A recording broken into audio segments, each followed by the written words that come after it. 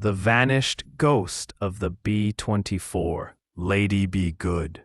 As the echo of flight fades into twilight over Gibraltar, our story turns south to a land more barren, more merciless, and equally unwilling to surrender its secrets.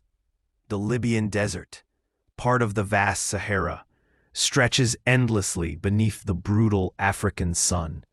Shimmering waves of heat twist the horizon into mirage, while dry winds drift across dunes that half-buried yet almost untouched by time. A B-24 Liberator bomber lay waiting, its frame preserved by the desert's arid breath. It was a ghost from World War II, found by accident in 1958, 15 years after it vanished. Faded words still clung to its fuselage, spelling a name that would echo through aviation history. Lady Be Good. On April 4th, 1943, the Lady Be Good departed from Soluch Airfield near Benghazi on her first and only combat mission, a high-altitude bombing run over Naples, Italy. Aboard were 9 young airmen, most in their early 20s.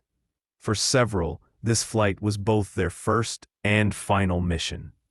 The bomber never came back. No radio distress calls were heard. No debris was recovered.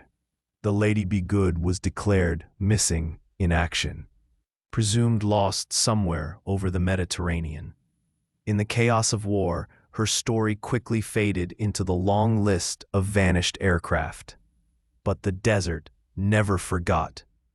In 1958, a British oil survey crew flying low over the Libyan sands spotted something extraordinary. There, in the middle of nowhere, lay the missing bomber, eerily preserved, its body gleaming faintly under the sun. It showed no signs of fire or battle damage. The guns were still mounted. The radios were intact. Even thermoses of coffee, rusted shut but sealed, remained in the cockpit.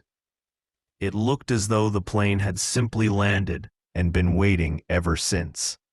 Yet of its crew, there was no trace. When investigators began piecing together the truth, a grim picture emerged. During its return flight from Naples, the Lady Be Good had overshot its base in the darkness, its navigation equipment malfunctioning, visibility nearly zero. Believing they were still flying over open water, the crew bailed out, expecting a sea landing. But they were not above the ocean. They parachuted instead into the endless emptiness of the Sahara Desert. Meanwhile, the bomber continued on autopilot for nearly 16 more miles before gliding gently down into the sand. Over the following years, search teams located the remains of 8 of the 9 men, their bodies mummified by the desert air, scattered across more than 100 miles of wasteland. Their logbooks told of a desperate march northward in search of rescue, a trek that ended in exhaustion and silence. One man, Sergeant Vernon Moore, the tail gunner, was never found. His disappearance still lingers like an unfinished sentence in an already tragic story. Yet mystery clings to the wreck itself. How could a plane remain so untouched for over a decade? Why did it go unnoticed for so long, even in an age of expanding aerial patrols? And was there more aboard the Lady Be Good than the records admit?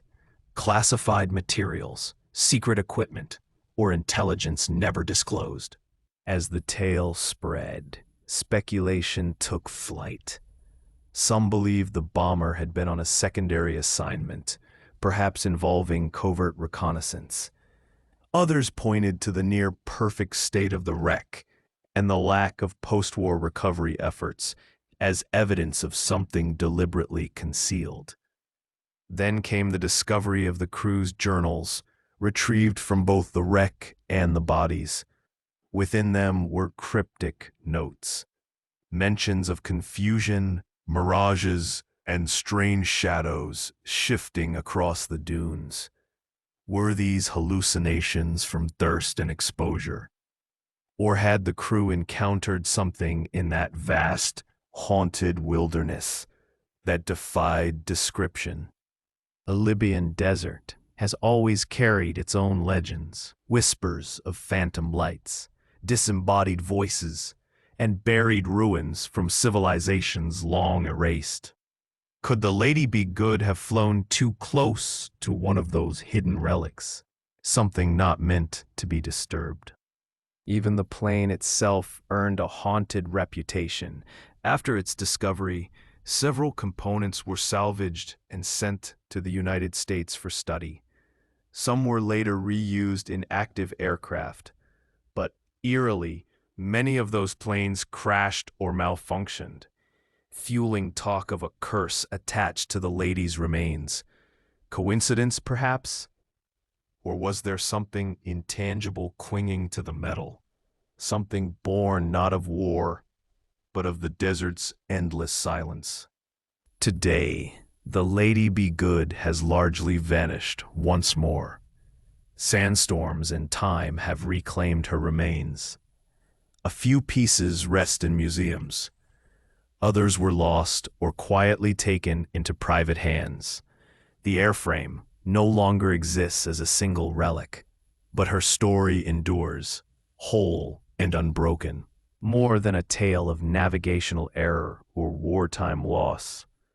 The Lady Be Good stands as a symbol of endurance, isolation, and the strange preservation of time beneath the Sahara's sun. And she leaves behind questions that refuse to rest. Son, what else lies buried beneath those dunes waiting for the wind to uncover it? What voices still linger in the silence of the desert? And when the Lady Be Good descended for the last time, did she stumble upon a secret never meant to be found?